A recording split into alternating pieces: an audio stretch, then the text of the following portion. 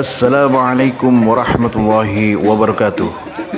Pemirsa Cyclos TV yang berbahagia, pagi ini hari Sabtu 30 Juli 2022 yang bertepatan dengan 1 Muharram 1444 Hijriah, merupakan hari jadi Kota Cirebon yang ke-653. Alhamdulillah, Cyclos TV berkesempatan untuk bersama rombongan Bapak Wali Kota dan Ibu Wakil Wali Kota beserta para undangan-undangan yang lain, juga termasuk Bapak Insinyur Haji Edi Danu yang akan memberikan sambutan atau motivasinya karena telah dipilih menjadi tokoh inspiratif Kota Cirebon tahun 2022.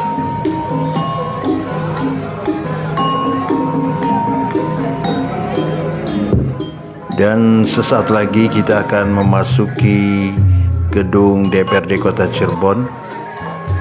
Pak Edi Danu diberikan penghargaan pengalungan batik dari panitia. Saya 85. Oh iya, 88. Pak Edi Danu didampingi Ibu Edi Danu, juga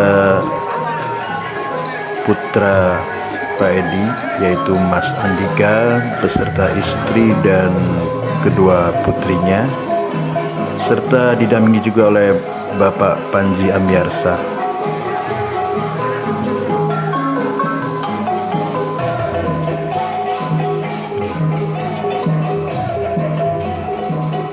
Baik pemirsa, kita ikuti saja jalan pelaksanaan acara sidang paripurna DPRD Kota Cirebon dalam rangka Hari Jadi Kota Cirebon ke-653. Selamat menyaksikan. Wali Kota Cirebon, Wakil Wali Kota, unsur pimpinan DPRD, Forkopimda memasuki ruangan Gria Sawara.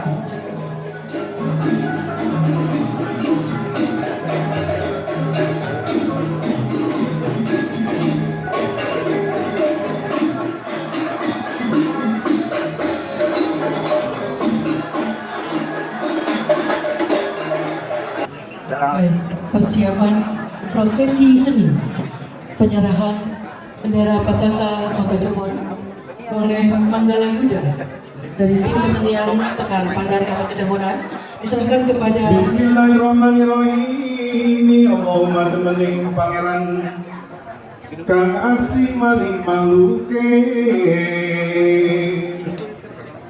Gusti pangeran nyumbadani sedaya panjaluke manusia lawan ilmu kang den lakoni. Aja nidra janji barang pangkora dan kang ora patut nulungi. Guru ratu wong atua karo hormaten emangan mulia kagen maring pusaka kangge Cirebon besuki.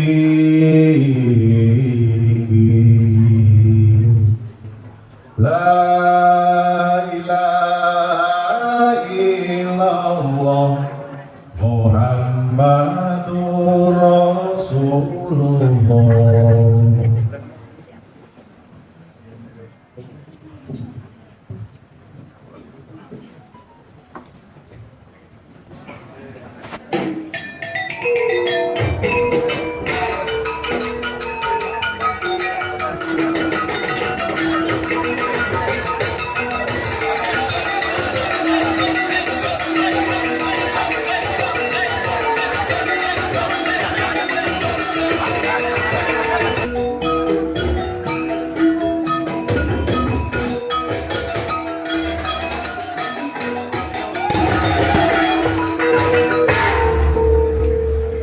Baik, mohon tepuk tangan meriah untuk Ananda Esa Putria.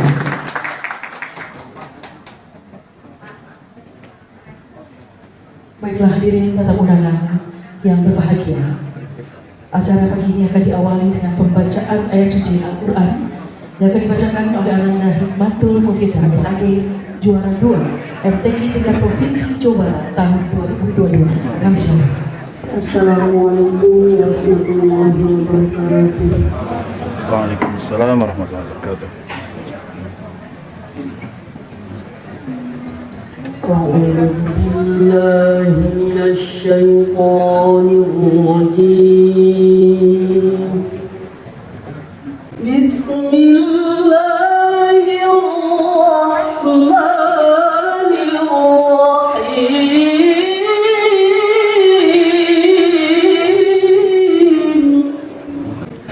إن عدة الشهور عند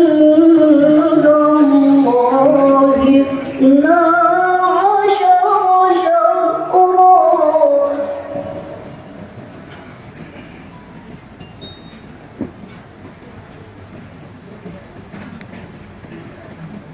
12 شهرا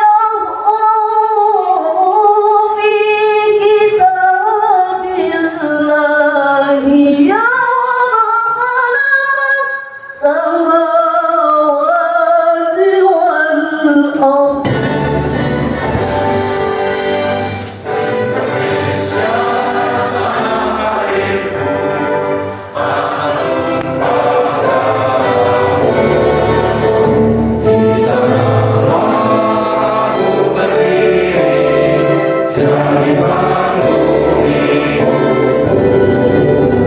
Indonesia kebangsaanku, bangsa dan tanah airku.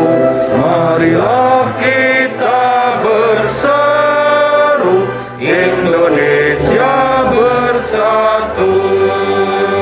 Hiduplah tanahku, hiduplah negeriku, bangsaku, rakyatku semuanya.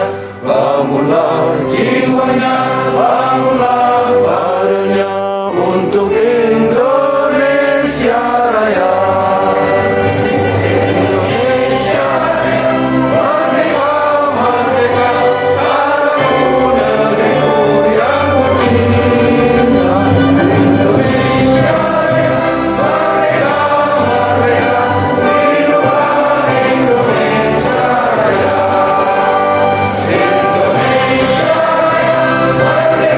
Merdeka, tanahku, negeriku yang kucinta.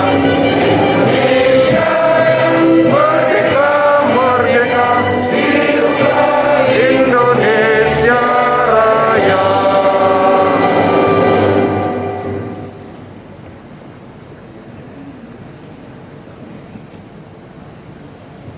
Hadirin dipersilakan duduk kembali. Terima kasih. Baiklah hadirin tamu undangan yang berbahagia.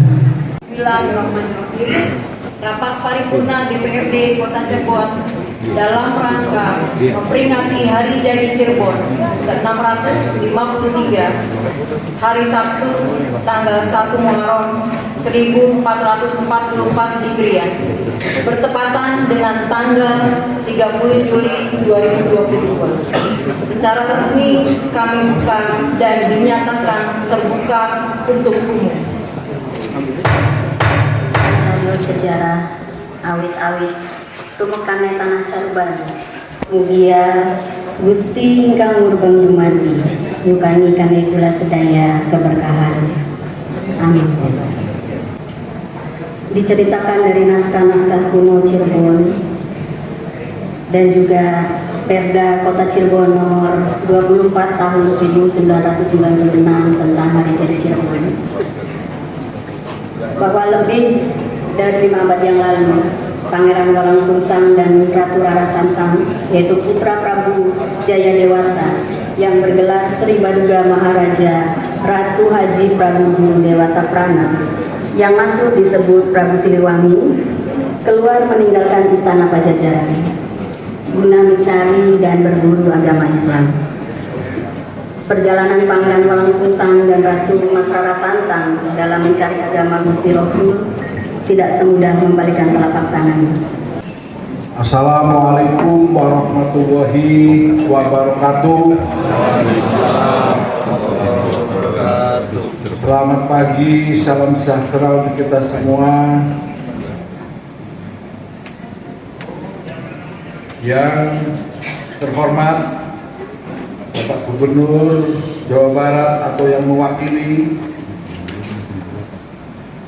yang terhormat saudara-saudara kita, para wakil rakyat yang ada di DPR RI, selamat datang dan terima kasih kami ucapkan atas segala perhatiannya dengan menghadiri sidang paripurna hari jadi Cirebon yang ke-653 ini. Marilah kita panjatkan puji dan syukur kehadirat Allah Subhanahu wa taala, Tuhan yang Izinkan Maha kami Kuasa. membaca riwayat singkat beliau. Nama Insinyur Edi Junaidan MM, IPU, lahir di Cirebon 5 Desember 1950, pendidikan SMA Negeri 1 Kota Cirebon, lulus tahun 1969, Institut Teknologi Bandung, Insinyur Elektronik, lulus tahun 1973, Universitas Prasetya Mulia S2 Bisnis Internasional, lulus tahun 1998, berbagai training dan kursus di bidang teknik, manajemen, dan keuangan di Amerika, Jepang, dan Singapura. Pekerjaan: pendiri dan pemilik grup perusahaan PT Indika Energi Tbk tahun 1985 sampai dengan 2006, Direktur PT Tripatra tahun 2006 sampai dengan 2020, Direktur PT Indika Energi Tbk tahun 2014 sampai dengan 2015, Direktur Utama PT Petrosi Tbk tahun 2020 sampai dengan sekarang, Komisaris Utama di berbagai anak perusahaan PT Indika Energi Tbk. Kami persilakan kepada Bapak Insinyur Edi Junaidan MM untuk memberikan sambutan.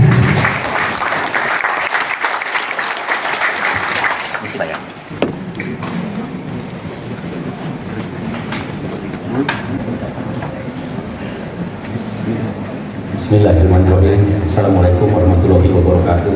Waalaikumsalam Sejahtera untuk kita semua. Yang terhormat Bapak Gubernur Provinsi Jawa Barat yang diwakili oleh Bapak Dodit Ardian Pancapana, AST TPC, Kepala Biro Pemerintahan dan Otonomi Daerah Provinsi Jawa Barat. Yang terhormat Bapak Dr. Andes Haji Nasruddin Najis, Sarjana Hukum, Wali Kota Cirebon. Yang terhormat Ibu Hajah Dr. Anda Eti Herawati, Wakil Wali Kota Cirebon. Kemudian yang terhormat sahabat saya yang hadir di sini, yaitu Bapak Dr. Kandayawarnika, anggota DPR RI, dan juga yang terhormat sahabat saya Bapak Dev Laksono, anggota DPR RI. Yang terhormat para Sultan Kesepuhan Cirebon, Keciribonan, Sultan Kesepuhan, Sultan Kanoman, Sultan Keprabunan. Yang terhormat Bapak Danrem Cirebon dan juga Bapak Kapolresta Cirebon. Yang terhormat para bupati dan para ketua DPRD sewilayah Ciayu Majakuning dan Jawa Barat. Yang terhormat para mantan wali kota Cirebon dan mantan pimpinan DPRD Kota Cirebon. Yang terhormat sekretaris daerah dan para pejabat pemerintahan Kota Cirebon, para masyarakat dan hadirin yang berbahagia. Puji syukur kehadiran Allah Subhanahu wa taala karena pada hari ini dengan ridhonya kita semua dapat hadir dan bersilaturahmi pada rapat paripurna DPRD Kota Cirebon dalam rangka memperingati hari jadi Cirebon ke-653. Salawat dan salam semoga tetap dilimpahkan kepada junjungan kita Nabi Muhammad SAW beserta keluarga dan sahabatnya. Suatu kehormatan bagi saya untuk bisa berdiri di sini di ruang sidang yang mulia ini untuk memenuhi undangan dari pemerintah daerah Kota Cirebon dan juga dari Ketua DPRD Kota Cirebon untuk saya berbagi pengalaman dan informasi dalam rangka bersama-sama memajukan kota Cirebon yang kita cintai. Sebagai warga Cirebon yang lahir dan hidup di Cirebon dan juga melaksanakan bisnis di Cirebon dan Jakarta, mudah-mudahan saya dapat memberikan sedikit informasi dan juga pengalaman saya yang mudah-mudahan bermanfaat untuk kemajuan Cirebon. Ada dua hal yang akan saya sampaikan di sini. Yang pertama adalah mengenai kemajuan Cirebon ke depan, dan yang kedua adalah mengenai sumber daya manusia yang kita harapkan Cirebon akan lebih maju dengan sumber daya manusia yang lebih maju. Untuk hal yang pertama, yaitu untuk kemajuan Cirebon, seperti yang sudah kita ketahui bersama, hari-hari ini dibandingkan dengan 10 tahun yang lalu, alhamdulillah di bawah kepemimpinan Pak Aziz dan juga dukungan dari DPRD Cirebon dan Forkopimda Cirebon, alhamdulillah Cirebon kelihatan sudah sangat maju sekali. Secara geografis, Cirebon dan juga Kabupaten Kuningan yang mengelilingi Cirebon ini sangat istimewa karena satu dilalui oleh jalan tol Trans Java. Kedua, menghadap laut luas, jadi lautnya menghadap ke lautan yang luas.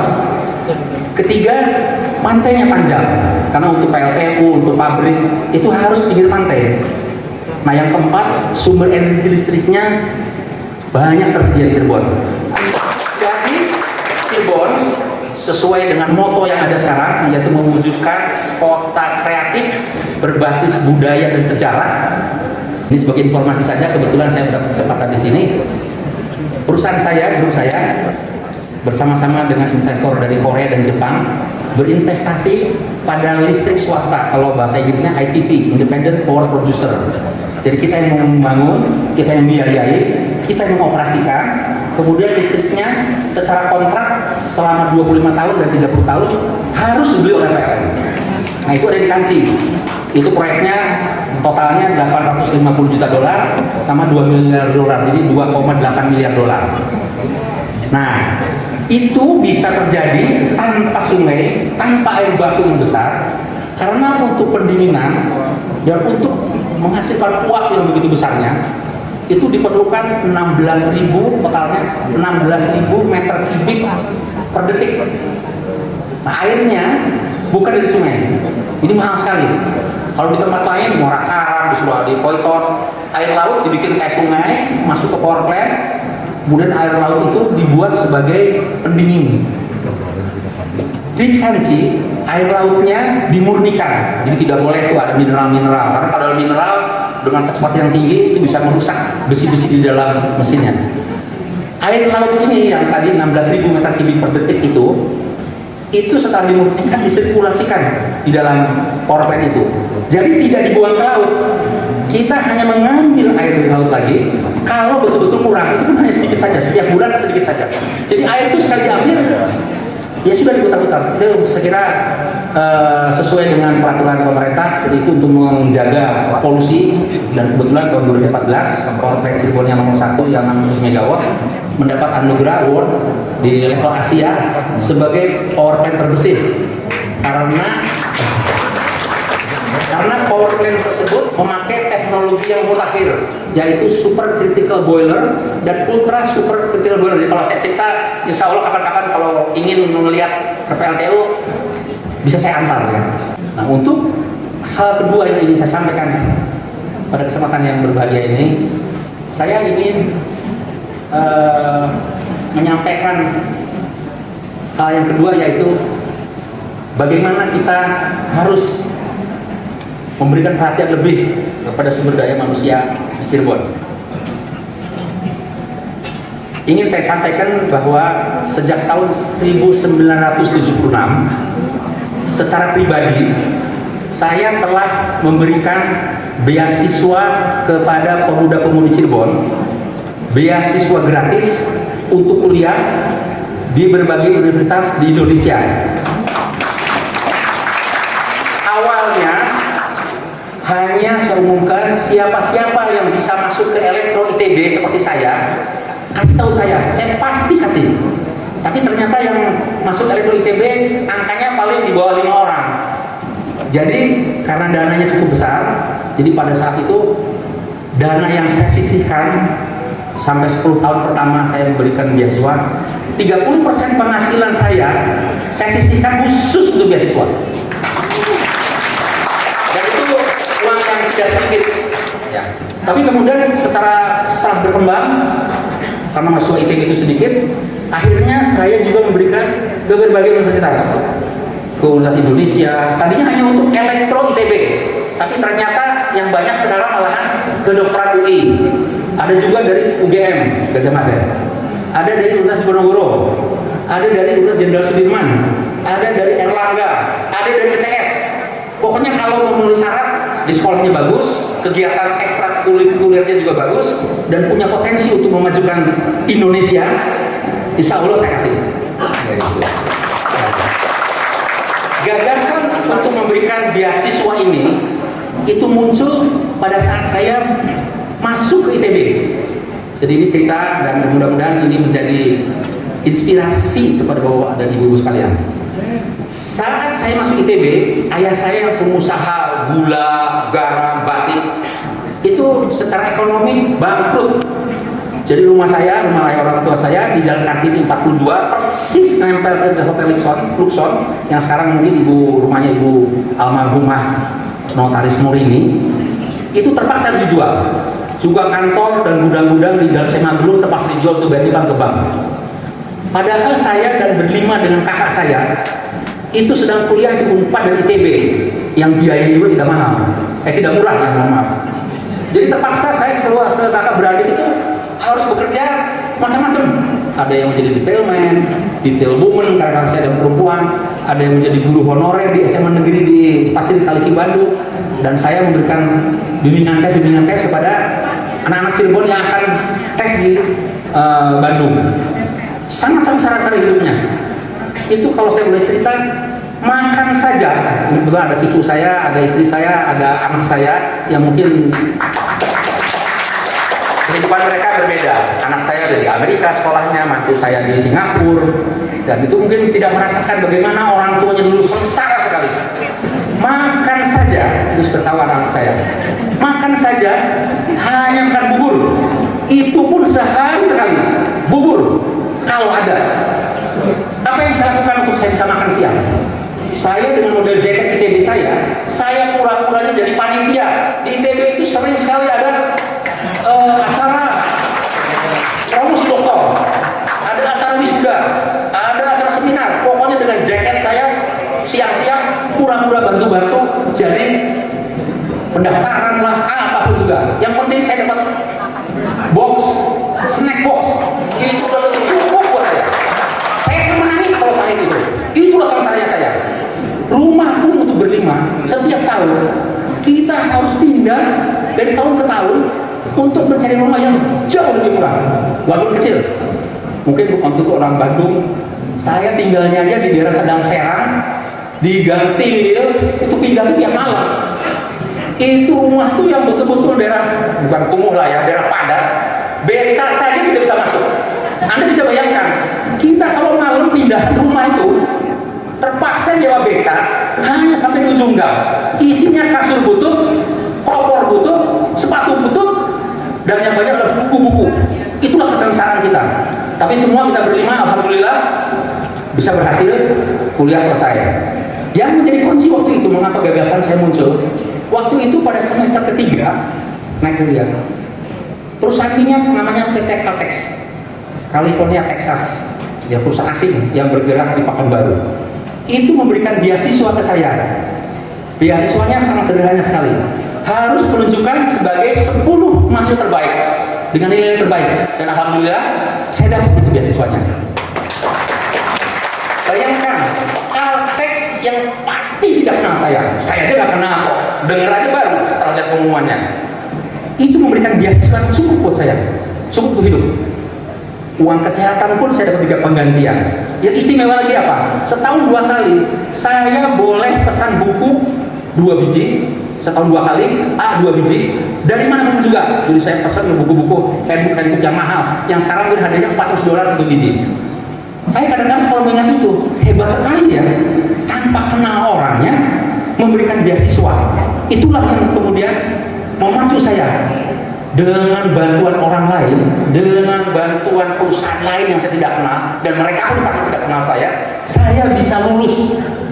Sehingga pada saat itu lulus, tekad saya satu, saya akan memberikan beasiswa, saya akan membantu warga-warga Cirebon yang berprestasi dari segi akademis dan berprestasi dari segi olahraga untuk kuliah yang betul hebat. Yang tadi seperti tadi, kita perlu SDM Cirebon yang hebat, yang bisa menghadapi kemajuan digitalisasi, kemajuan teknologi, kemajuan telekomunikasi yang berkembang cepat. Jadi alhamdulillah ya, sampai hari ini banyak sekali alumni beasiswa Edi Danu yang sudah sukses. Mereka banyak yang berkarir di Eropa, ada yang di Arab Saudi menjadi bos Nokia, perusahaan raksasa Nokia di Medina. Bukan PKI, mohon maaf. Ini adalah tenaga ahli dengan gaji sama dengan gaji internasional mereka itu. Ada yang di Uni Emirat Arab, ada yang di Singapura, ada yang di Malaysia, dan tentunya di seluruh Indonesia. Ini adalah bukti bahwa dengan dorongan dan bantuan warga Cirebon itu hebat-hebat sebetulnya. Jadi bapak-bapak dan ibu-ibu kalau bisa ingin melihat bagaimana warga Cirebon, pemuda-pemudi Cirebon yang hebat-hebat. Kebetulan saya kalau ke luar negeri, saya akan cari siapa itu orang Cirebon yang hebat di sana. Saya ke Oslo, saya ke New York, saya ke London, macam-macam. Ya, saya ke Medina. Kebetulan saya haji, tiba-tiba ketemu orang Cirebon. Ada baiknya enggak? Ketemu orang Cirebon dengan Bapak Edi Danu ya. Iya, Anda siapa? Loh, saya kan beasiswa Edi Danu. Aduh, mohon maaf, saya membeli beasiswa tidak pernah ketemu orangnya, tidak pernah. Paling fotonya aja, ya foto kan lupa. Jadi alhamdulillah di Masjid Nabawi Madinah saya bisa bertemu dan bisa mewawancarai alumni Cirebon, alumni beasiswa Edi Danu yang menjadi bos Nokia di Medina. Jadi bapak-bapak ibu, kalau ingin melihat kehebatannya warga Indonesia, khususnya warga Cirebon, bisa lihat di YouTube. Jadi ketik aja di YouTube-nya Edi Danu, EDDYDANU, EDDYDANU, Edi Danu. Di situ ada beberapa. Yang mudah-mudahan itu untuk mendorong kita semua, terutama ibu-ibu nih. Mudah-mudahan kalau ibu-ibu tuh paling doyan kalau, wah anak saya mudah-mudahan jadi bupati, wah anak saya mudah-mudahan jadi wali kota, gitu kan. Ibu-ibu yang penting, kalau bawa-bawanya sih biasanya cuek-cuek aja lah, ya kan. Ibu-ibu tuh yang mendorong, misalnya ngantar anak ke sekolah, kalau nggak terima juga telepon kepala sekolahnya, itu ibu-ibu itu. Saya tahu banget itu, ya. Harus begitu, cari sejuta cara supaya anak-anak kita maju. Kapan lagi kalau nggak sekarang majunya, ya? Jadi ibu-ibu ini mohon maaf nih, bapak ya silahkan ngikutin lah. Pastikan anak-anak kita maju, ya dari segala macam cara, dengan segala macam cara, tentu dari halal ya. Nah, jadi tolong bisa dilihat di Edi Danu YouTube ya, EDDYDANU. Itu ada beberapa saya wawancara, ada yang di London, ada yang di Oslo, ada yang di Medina, dan macam-macam lah. Mudah-mudahan itu menarik. Nah ini tadi mengenai beasiswa ya. Jadi selain saya dan juga ada rekan-rekan saya sudah mulai beasiswa, saya juga mengharapkan ini sesuai dengan tadi pidatonya Pak Wali Kota berkali-kali, gotong royong, gotong royong, gotong royong. Apalagi dengan tagline-nya tadi ngobeng yuk. Nah ini ngobeng ini saya juga orang Cirebon mengartikannya itu betul. Bersama-sama, ya kan? Kita orang pesta itu yang ngobengnya banyak banget itu bantu-bantunya ya. Itu gotong royong. Jadi saya mengharapkan mudah-mudahan ada gerakan gotong royong untuk membantu pemuda-pemudi Cirebon yang berprestasi baik dalam akademis maupun olahraga untuk bisa maju. Gotong royong memberikan beasiswa. Beasiswanya bisa di masing-masing SMK, cari dananya, harus cari lah, harus usaha. Atau mungkin di antara alumni-alumni SMA, atau mungkin di antara alumni-alumni universitas, mungkin alumni ITB, alumni UNPAD, alumni Jenderal Sudirman, silakan berkumpul, kumpulin dana, berapapun juga. Ya mohon maaf, itu kuliah di Bandung, di Jogja, dimanapun juga mahal untuk orang Cirebon, mahal sekali. 1 bulan itu kalau 32 juta untuk hidupnya kurang itu, belum lagi uang kuliahnya. Jadi kalau saya jumlah-jumlah, itu kira-kira 1 tahun itu kira-kira kalau itu normal 50 juta rupiah satu orang. Kalau 4 tahun 200 juta per orang.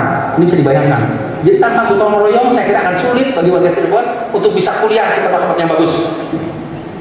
Nah, sekalian juga nih, mudah-mudahan pemerintah daerah Cirebon, kalau seandainya ada perda-perda, komisi perda olahraga gitu ya, mudah-mudahan tolong dimasukin untuk membantu menjamin ya masa depan dengan beasiswa dan atlet-atlet yang berprestasi di Cirebon. Harus itu. Tanpa itu tidak akan pernah ada atlet di Cirebon yang bisa maju, karena nggak ada sampingannya yang bisa dia peroleh kecuali hanya tepuk tangan dan uang sedikit dan sertifikat. Tapi kalau dia diberikan beasiswa untuk yang bagus, insya Allah itu akan sangat berguna bagi mereka. Nah, jadi mudah-mudahan ya, ini ada Pak Wali Kota, ada Bapak-bapak Ibu dari anggota DPRD, tolong dukung ada perda yang bagus untuk gotong royong dengan beasiswa ya. Demikian yang dapat saya sampaikan. Mudah-mudahan yang hal-hal yang saya sampaikan ini akan bermanfaat bagi kemajuan Kota Cirebon. Dan akhir kata, semoga dalam kepemimpinan Pak Nasir Najis dan dukungan seluruh anggota DPRD dan juga dukungan dari Forkopimda, Kota Cirebon akan tetap kondusif untuk menarik investasi demi kemajuan perekonomian Cirebon dan demi kesejahteraan masyarakat Cirebon yang jauh lebih bagus. Semoga jalinan komunikasi ini tidak hanya pada momentum Hari Jadi Kota Cirebon, tetapi juga dalam kegiatan lainnya dalam upaya lebih memajukan Kota Cirebon. Dan terima kasih atas perhatian dari Bapak Ibu semuanya. Mohon maaf apabila ada hal-hal yang kurang berkenan. Selamat Hari Jadi Kota Cirebon ke-53. Majulah Cirebon, jayalah Indonesia. Billahi taufiq wal hidayah. Wassalamualaikum warahmatullahi wabarakatuh. Terima kasih kepada semuanya. Waalaikumsalam. Terima kasih Bapak Ibu Junadi dan MMIPU menyampaikan sambutan inspiratif buat kita semua. Masih Pak. Masih semuanya ya.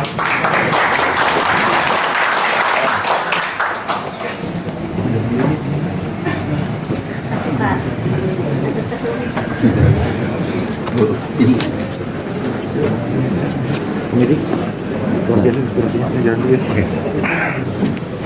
Baiklah hadirin tamu undangan yang kami muliakan.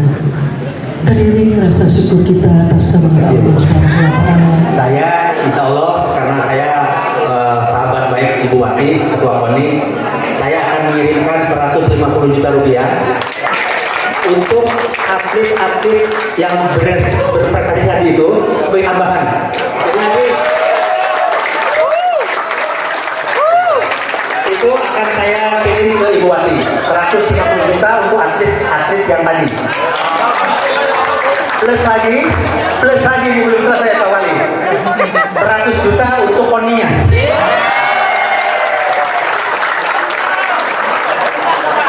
Jadi doain ya, saya pulang ke Jakarta dengan aman, dengan baik, selamat, sehingga saya hari Senin bisa bikin transfernya.